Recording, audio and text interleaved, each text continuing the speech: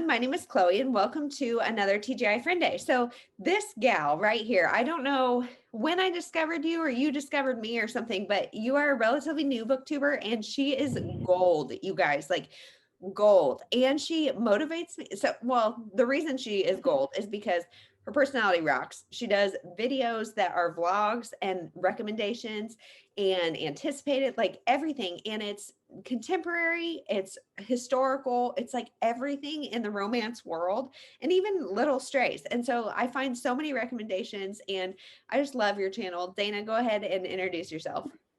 Oh, thank you. I love your channel so much. Well, thank you. Yeah, I've been on booktube since like last August. It was more of like a boredom thing. Yes. And I've been on Bookstagram. I had a blog for a long time. I like worked in publishing. So it's like it was always a natural fit to happen. Yeah. And I like to talk. So yeah. Yeah. And so on booktube, you are Dana Cuadrado. But on other social media, you're to all the nerdy girls. And I love that. I love that. Did you start in blogging or where did you start? Yeah, so I started a blog when I was in maybe high school, and that was under Dana Square. I'm like that person who's never kept consistent social media. And so Square is the translation of Cuadrado in Spanish. So I thought it was really cute. Yeah. So I had a YA blog, and that's the same as my Twitter. And then I got bored of that. College took over. I got, in the way. And then I started Bookstagram. And I've like stuck with Bookstagram as a way to keep track of what I was reading. Yeah. So did you get peer pressured into YouTube or how did you decide to start YouTube? So it was kind of funny. I host a book club on Instagram that kind of took off and like ended up, we now have a Discord, but we were doing Summer of Sarah MacLean, Sarah MacLean is a historical romance author. So we read like her entire backlist, which was like 15 weeks, a book a week. It was intense. Wow. It was, COVID summer last year where we had nothing else to do. What else do you do? Right? Yeah, right. And so we were going to interview Sarah. Her publicist like saw us doing this. Was like, you want to talk to Sarah? We were like, yay. Then we were like, we have no platform to host this on. Yeah. So I like created a YouTube channel, and then I like bought an eBay mystery box, and it like went off from there. As we all did in COVID. Like, are you even a booktuber if you don't have a mystery box? I don't know. Yeah. So have you always been a reader? Yes. Yeah. Yeah. And all through school and college and everything, you kept reading? Yeah. I feel like I really kind of got into reading in, like, Harry Potter made me a reader in like elementary school. Then middle school, I remember my brother, I like wasn't as into reading, ebbed and flowed. But he like handed me Twilight. He was like, I read this book, you would like it. Yeah. And then I was like, no, that thing is really big. Yeah. It's not gonna happen. Yeah. And I like stood up all night, read it. Oh. It was like 4th of July. I kept reading it, got yelled at because I was reading at a dinner. Yeah. And then it just continued. I like never stopped. So did you read Midnight Sun? No. Do you I bought it. Yeah. I bought it.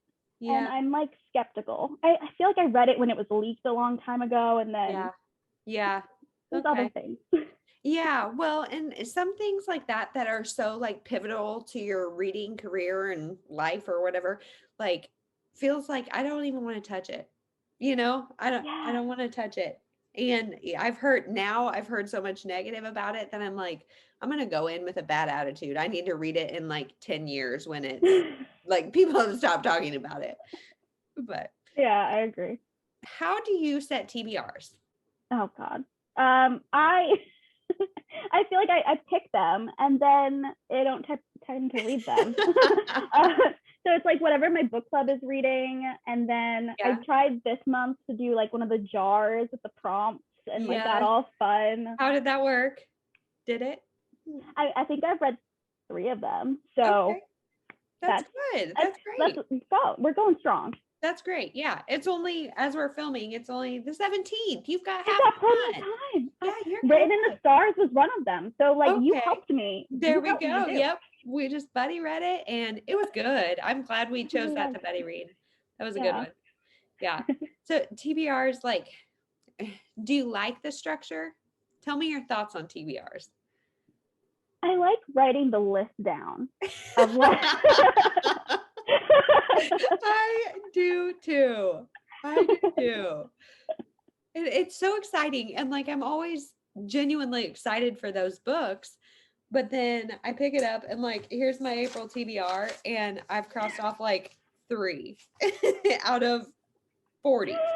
So Yeah. I don't know what the Well, problem it's like, sometimes you're in the mood for an audiobook and then like whatever thing you picked up doesn't have an audiobook from your library or any place, and then you're like, well, guess we're not reading that right now, and then it just doesn't happen. And so I read one that I was super hyped about and I didn't really like it. And so then I was like, okay, I just need some good old YA contemporary to make me feel happy. And that one kind of sucked. And so then I'm like, okay, I need, so then it like just spirals into these things that I need based on the book before. And so my TBR is still just sitting here waiting. It'll always be there for you. Yep, it's fine. It's fine. So what are your favorite genres? Obviously romance. Yeah. And then within romance, I'm particularly interested in historical romance at the moment. Yeah. And then I love a good rom-com. Like anything with like I know people hate the illustrated covers, but like I get suckered into them. I love them. I love them. Cute. And like by now, like I can see when they first like became really big, people were like, why are these so smutty? Or, that they were a lot more than they let on. But now we like kind of get it. Illustrated cover, tread with caution if you are wanting cutesy fun, So now I'm really into them. I love them. Yeah, I get suckered into the like cuteness of them. I love contemporary romance. I'll read a paranormal occasionally. I used to read a lot of YA, a lot of fantasy, a lot of sci-fi, and I feel like in the past, during COVID, I like can't pick up fantasy or sci-fi or anything like that. It's like too much mental energy. Yeah. But like I'll read YA contemporary. I really loved Elizabeth Acevedo last year. Oh yeah. I will read anything. Did you read those with your eyes or your ears? My ears. Yeah, I've heard that's the way to go. She narrates them too, so you get her like beats in terms of like her verses. I love that when authors narrate their own books because it's like there's nothing lost in translation. That's exactly how they meant it to be consumed, and I love that. Who are some of your favorite authors? Obviously Sarah MacLean, who I like did the whole backlist for. I really love Joanna Shupe. It's always like a hard question because it's like immediately lose all of the information. Who are authors? What do they do? Who are authors? I don't know. Let me spy some people. Don't see anything. But I did love Elizabeth Acevedo last year. Oh my god, favorites is so hard because there's so many books. Okay, let's not make it favorites. Let's say, do you have auto buy authors? Yes. I will buy anything that Jennifer Armentrout writes, even though I'm not as into that like genre of like YA paranormally things. Right. But like I did when I was young, so it's very sentimental to me. Yep. I like also am really into graphic novels and stuff. So I will buy anything that certain publishers put out, which is really fun. Yeah. Like I really love Image Comics. They did Saga and Monstrous, a lot of different stuff. Yeah. How did you get into graphic novels? I was always kind of nerdy, like in terms of what I watch, of like movies and TV shows. And then I picked up Saga because I saw a lot of people were reading it. And then I went to New York Comic Con, kind of picked up different things. And then I used to go to Free Comic Book Day, which is when like independent comic book stores like they'll give out like single issues for free. It's really fun for like kids. Like I know a lot of parents will bring their kids to like get like Disney comics and stuff like that. So I would go with my friend around the city in New York, and we would just go to like 5 different stores, and I would like I feel bad because I'm like just there for the free thing that they're supposed to give you. So then I like get suckered into like, Yeah. oh, I guess I'll buy something. Yeah, might as well. Yep. So are you on the East Coast? Yeah, I live in New Jersey Okay, right now. cool.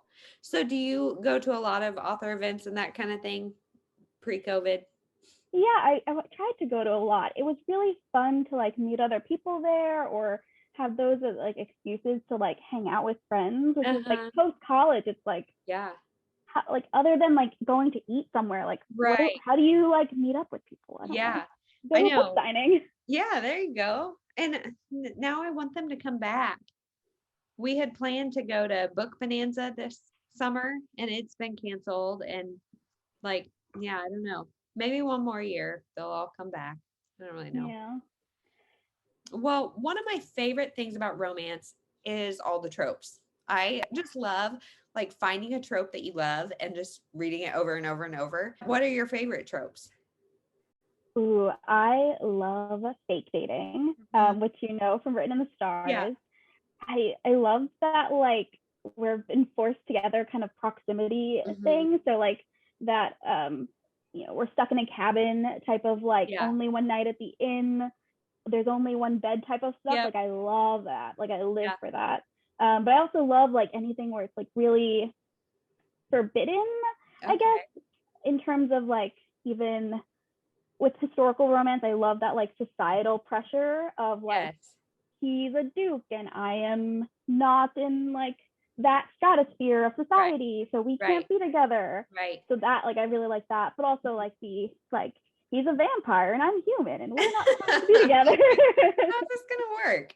Yeah, I like that too, and I really like brother's best friend trope and stuff, and I think part of it is because of that like forbiddenness of like other people are not going to be happy with this. You're my brother's best friend. Like I just love kind of that forbidden part of it.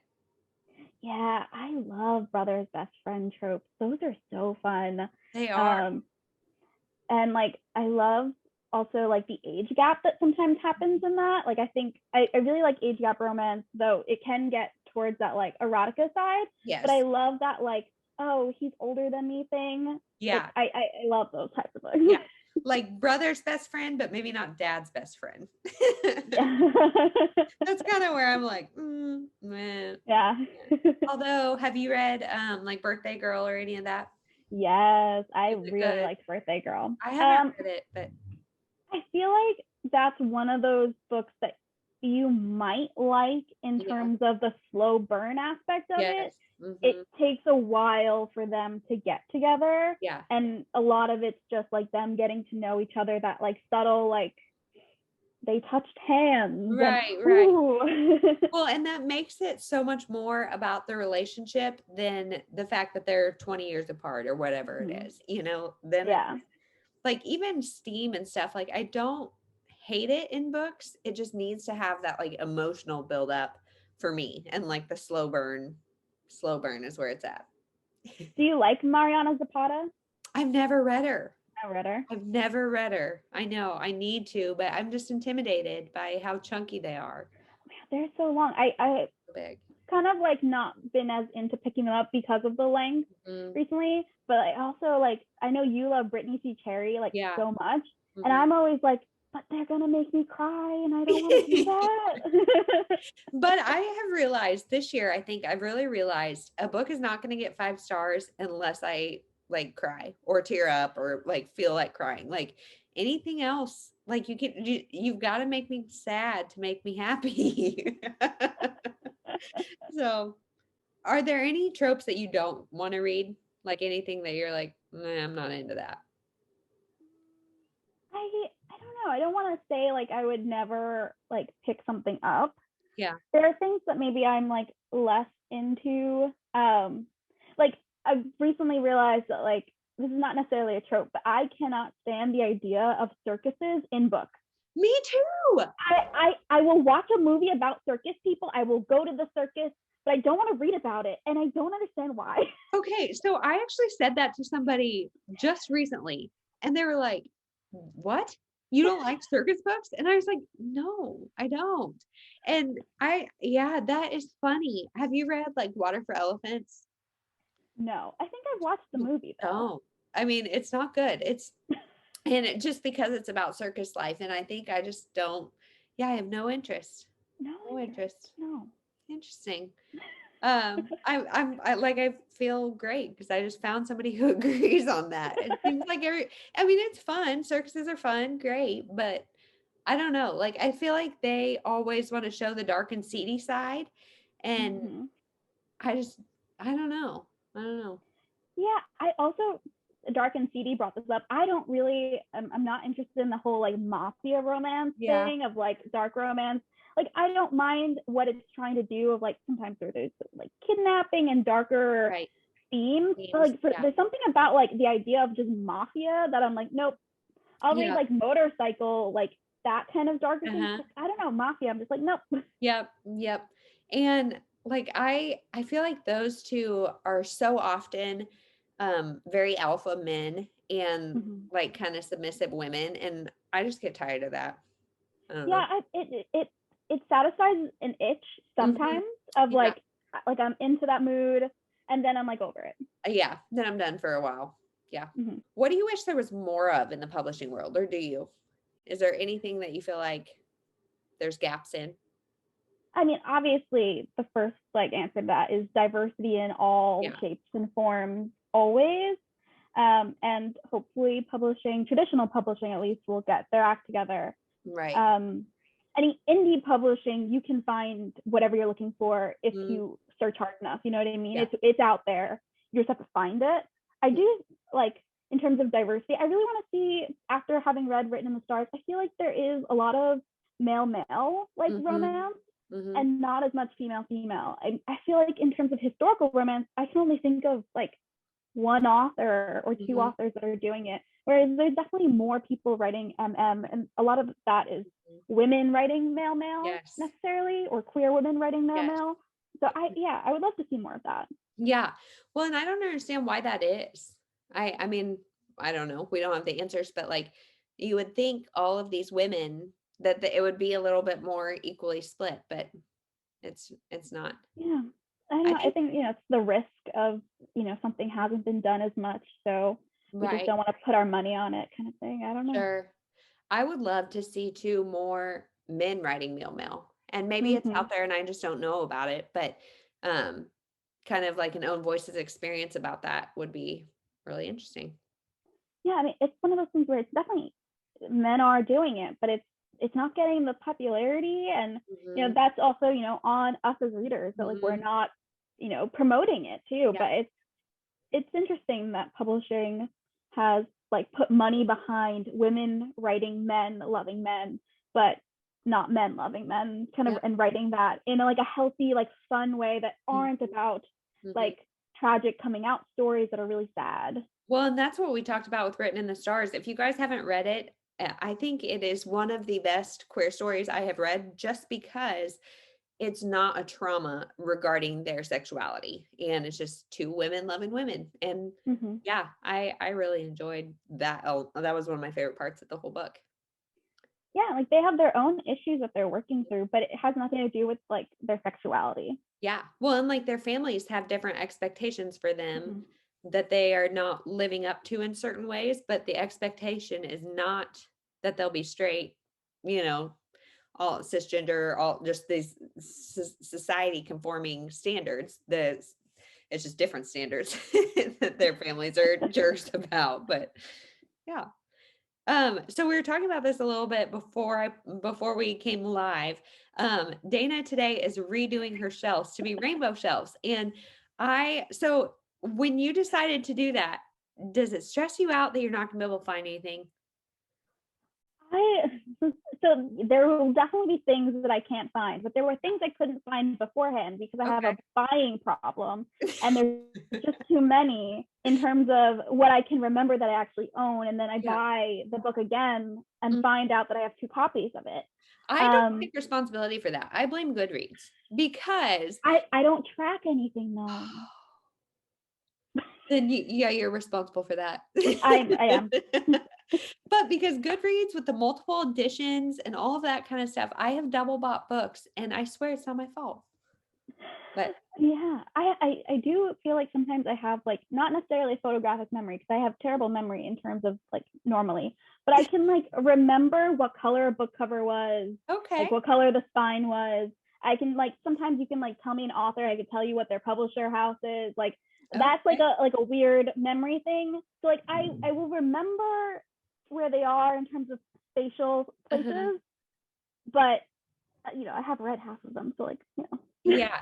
Yeah. So do you separate your read and unread? Yes, I do. Yeah, I do too.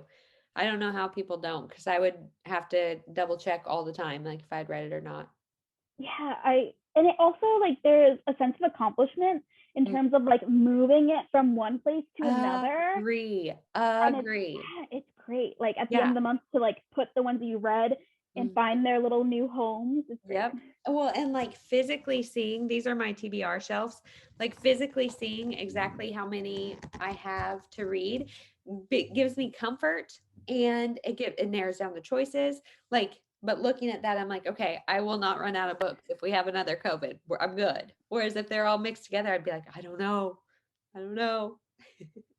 Yeah, I know some people like the rainbow really messes with them because it separates series and authors. Mhm. And I will like put my books, like even my read ones are like a mess.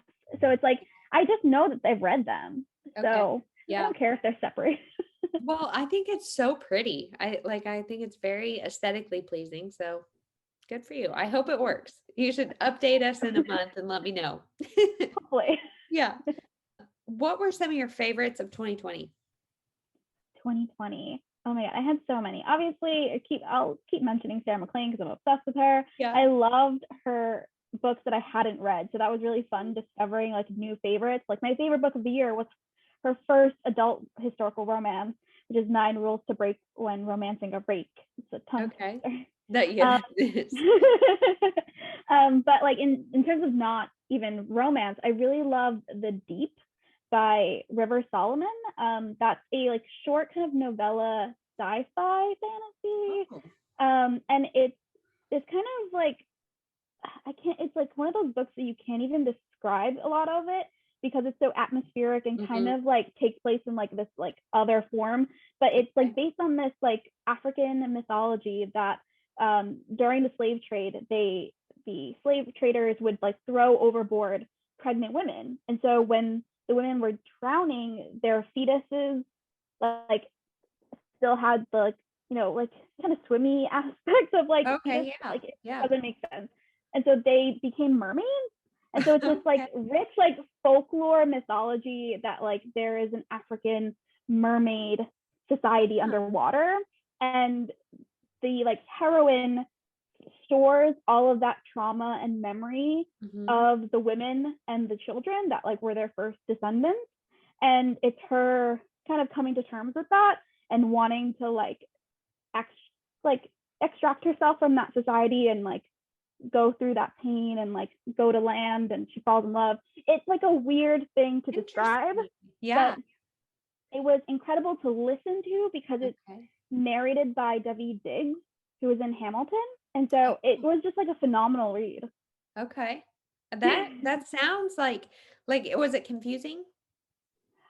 It's one of those books where it's like half the time you don't know what's going on, but Okay. it's beautiful. Like the writing is gorgeous. So Okay. you're just like on the journey with it. Okay. Interesting. That I have like all these books that people have mentioned, especially in these TGI Friend Days, that I'm like keeping a mental list, and I'm thinking like that would be fun to try them one day, but I don't know. I hate feeling stupid, so I'm that one I might be like whoop, over my head. Yeah, I mean, definitely that definitely happens sometimes when I'm reading and I'm Yeah. like, oh, I think I am. I read Riot Baby by Tochi Onyebuchi last year, and Mhm. I was like, I think I'm just too stupid for this book. Like, Yeah. I think he's doing excellent things, but I don't know what they are. Yeah. What were some of your least favorites? Oh my god, I feel like this last year there was I don't even remember the title of it at this point. There was like this vampire like orgy book that everyone was like reading last year, and There's a lot of that last year that everybody's like, this is so ridiculous. It's taking me out of the craziness that our world is, and it's fine. And I read it and I was like, I don't get it. Why? Like I was here for the idea of this, but like Yeah. I don't know. Yeah. Do you DNF? Yes. I feel like I tend to like go through waves of where I'll like do it a lot, and then other times I'm like, I must stick to the end and see if it's actually terrible. Yeah. I have a hard time with it. I just did a try chapter tag, and it was the 5 lowest rated books on my shelf. And one of them, so so I did the tag. It's 5 books, and I'm like, okay, I'm gonna give all of these a shot because they all were good. But then one of them, I didn't even read the whole first chapter. And like I quit in the middle of the first chapter, and I was still saying, this is not bad. And so like and it's still on my shelves. Like I'm gonna read it. And I'm like, if you couldn't even make it through the first chapter, just let it go. But Yeah. I can't. I feel like instead of DNFing, a lot of times I'll just forget that I started reading the book, and then it's like, well, I guess I'm like still reading it. I don't know. And 5 months later. I know. As long as I have space on my shelf, I'm like, you can stay. Maybe I'll like you someday. I don't know.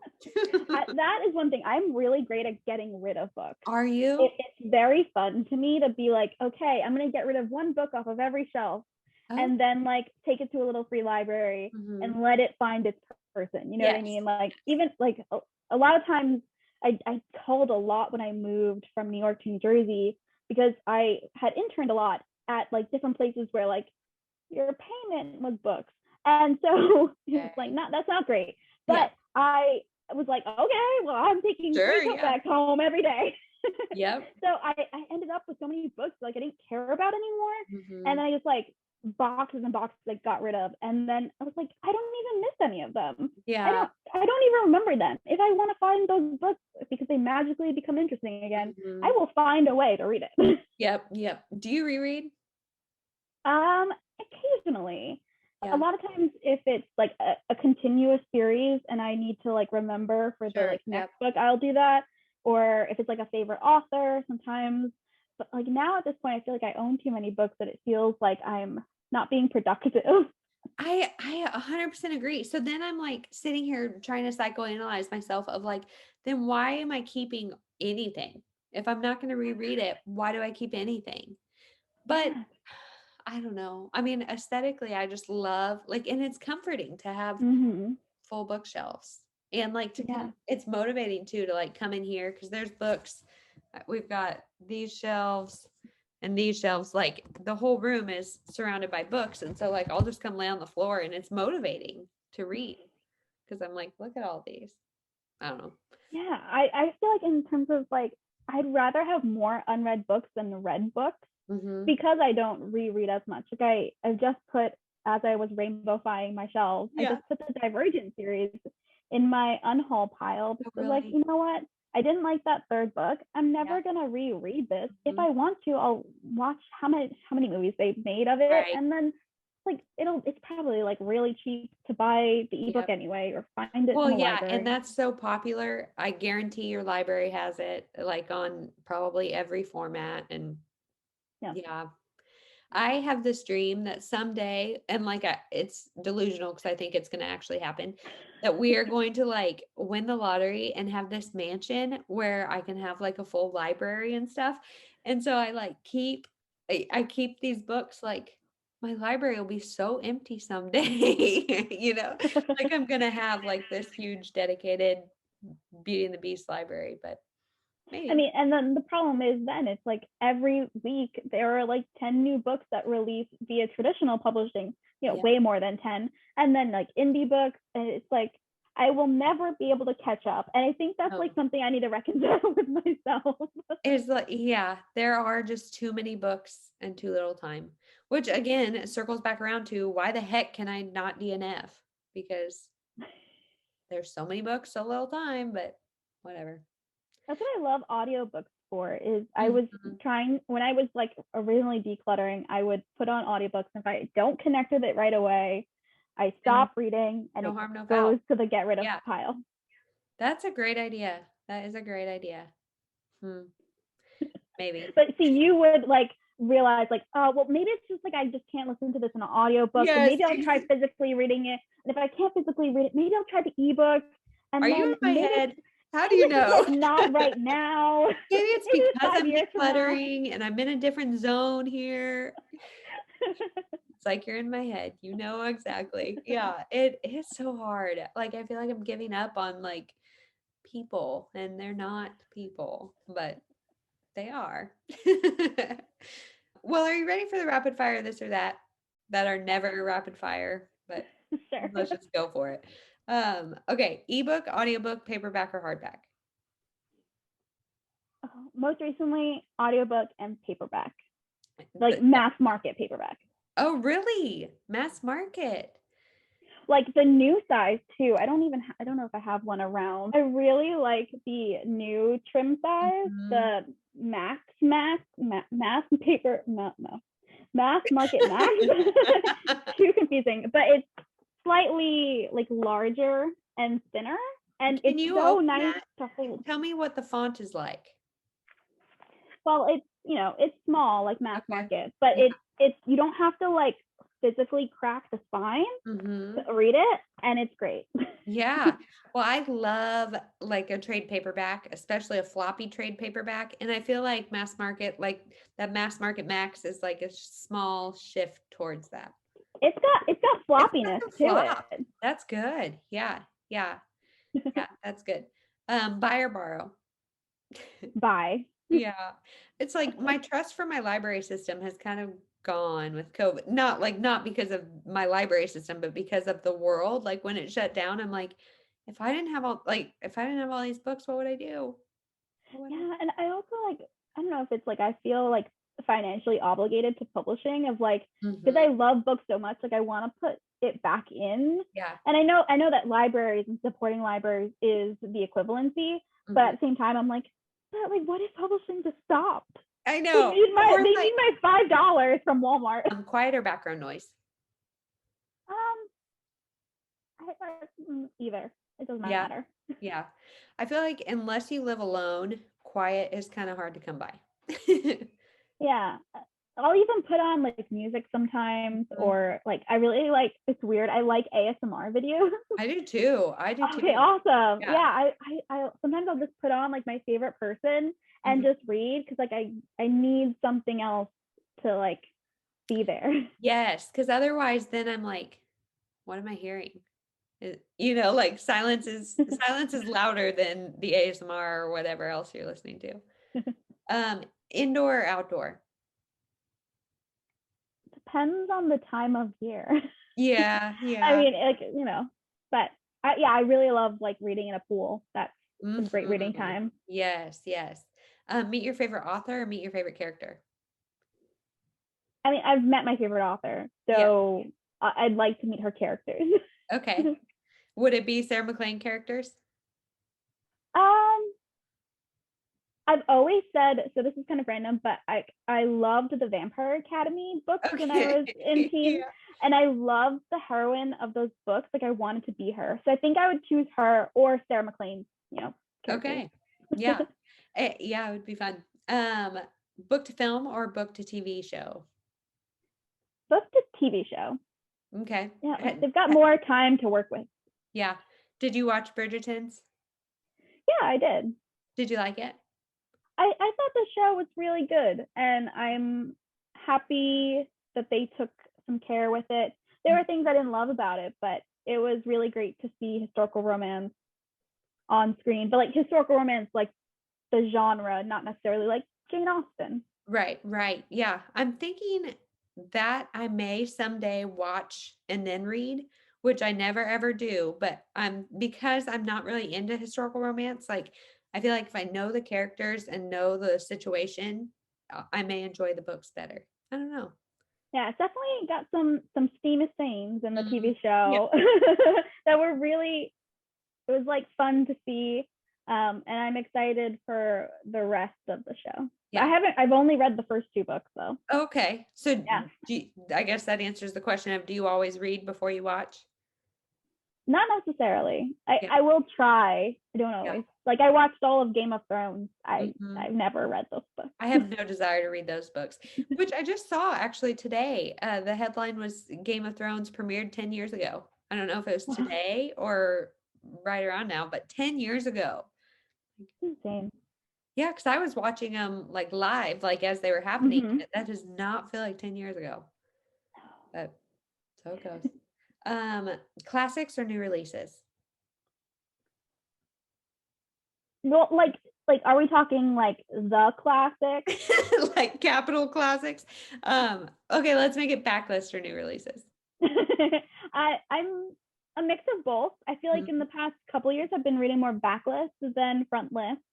I do try to read things as they're publishing, just so that I like feel like in the know. But yeah, it's, you know, I'm behind on always on either, and then by the time that front list is like now a backlist, so exactly. That's where I'm like, I would love to be a new releases reader, but that I can only do that on so many books, and then they're backlist. So I don't know. No new books or no rereading. Oh, no rereading. Yeah. I'd rather read a new book. Yeah. Standalones or series? Companion series. Okay. I can accept that. Yeah. Except I don't know how I feel about companion series, because unless I binge them, I have such bad FOMO, because I'm like, if I don't binge them, then I'm like, I'm probably missing Easter eggs and things from the other ones, you know, which is just my own compulsion, I guess, to like know everything. I really like being in like a continuous world. And I think like some historical romance authors do this really well. A lot of contemporary authors will do this really well.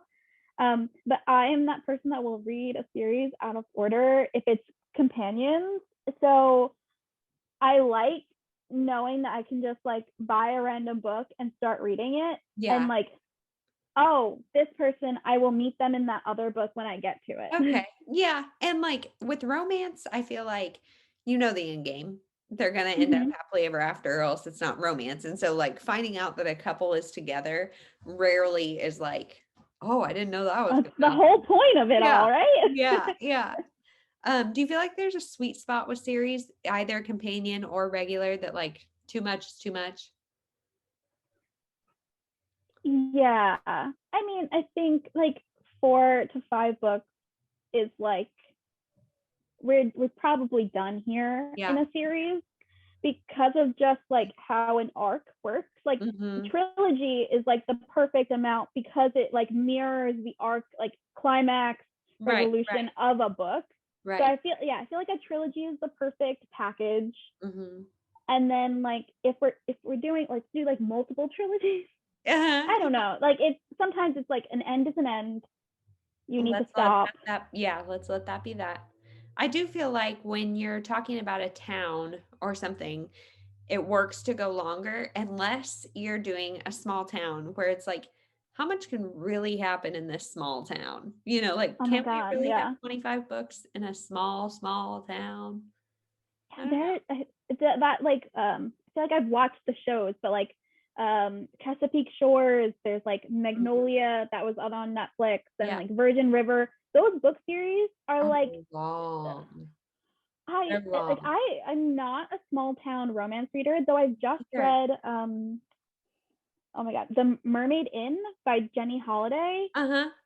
It's a librarian heroine, and it's like second chance. She goes back to her hometown. And I really liked it. Mainly, we have different reading tastes, where it's like I'm like small town romances tend to not bring like any like heat. They're like pretty quiet. So I always like shy away from it, because I'm like, this is gonna be too boring for me. And I picked it up, and it was so fun. And I was like, okay, maybe I'm missing out on this. Do you live in a city? I moved from Staten Island, New York. So we're like, that's the suburb of New York City in terms of like region, but like compared to anywhere else that is like a city. But because I think that's so interesting. Like, I live in a small town, and I live in Kansas where cowboys are like actually a thing.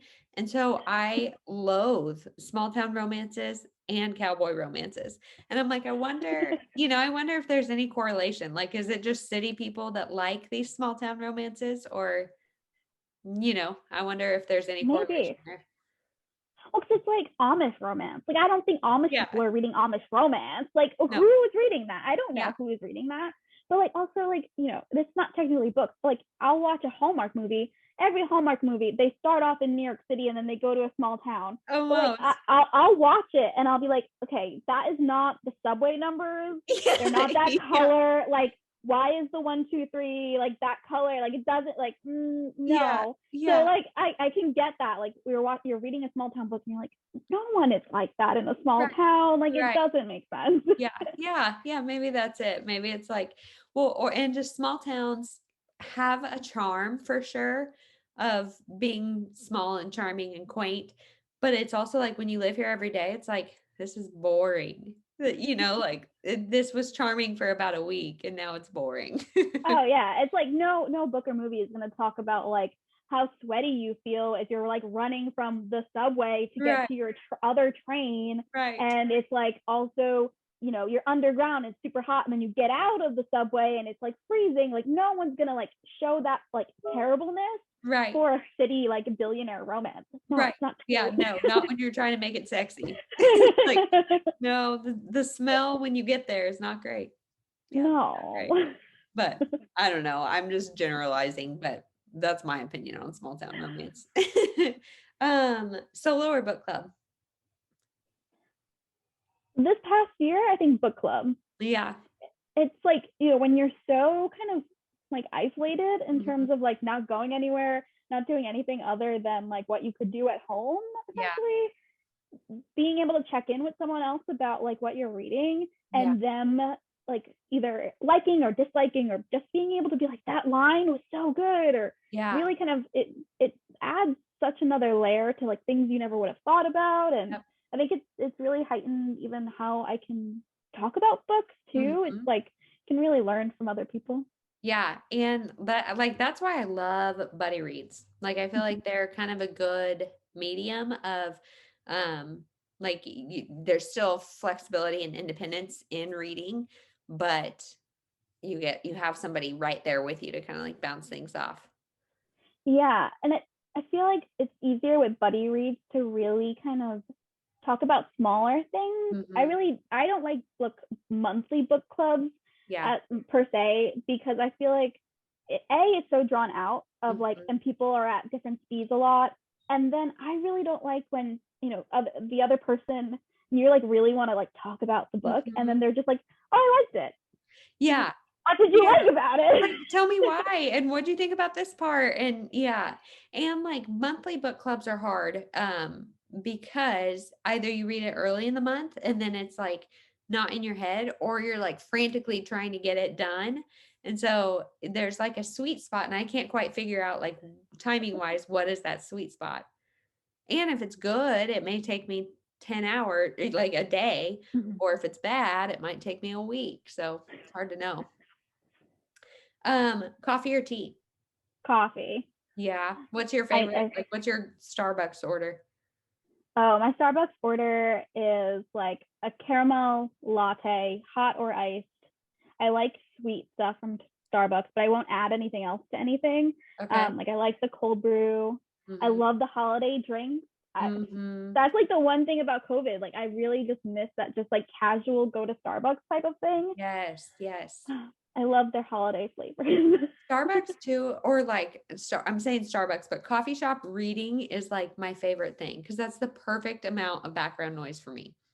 Yeah, I adore, I know she's like one of your best friends, Bree's Instagram, because I'm like, how are there this many cute coffee shops where you live? I can't, it's like adorable. I want to go there. And every time I'm like, I look in my surroundings and they're not like that. And I'm like, I want to be where Bree is. It's so aesthetic. Like, I love it.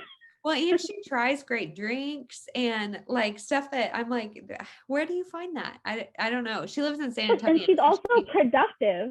Yeah. Like she's like taking notes. She's got her highlighters, and like I would just be like, this is so nice. This is so cute, guys. Look at me. I gotta take more pictures of this cute coffee shop. I'd be like, this is so aesthetically pleasing. I'm just gonna sit here and wallow in it.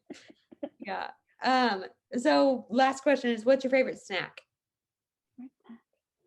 Ooh, I chocolate. I love to eat. In general? It's fine. Yeah. Yeah.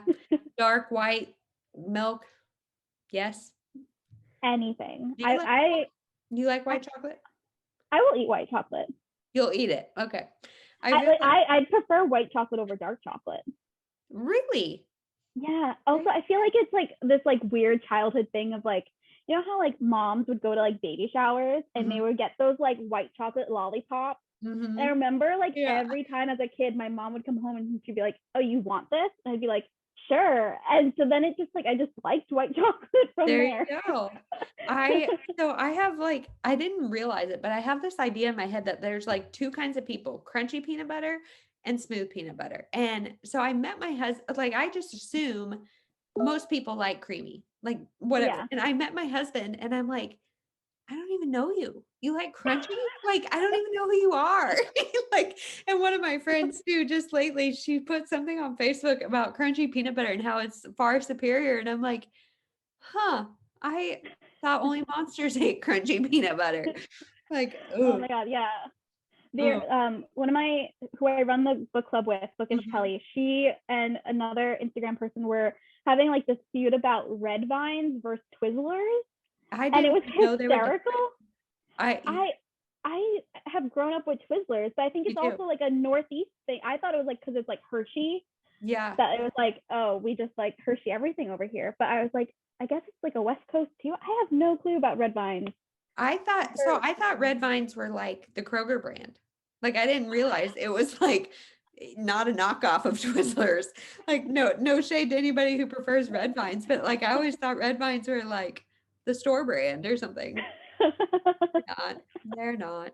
Yeah, I could go on and on about all these like food things that are so like divisive, and I feel like they reveal something about you. Like, are you a red vines person or a Twizzlers person? I don't know. Well, that is everything I have. Thank you so much for chatting. It was a great time. And you guys, if you are not watching Dana, please do. She is wonderful and just a pure joy to watch. So check her out. I'll link her down below. Dana, thank you. Thank you so much for having me, Chloe. This was so fun. Yeah. Have a good rest of your weekend. You too. Bye.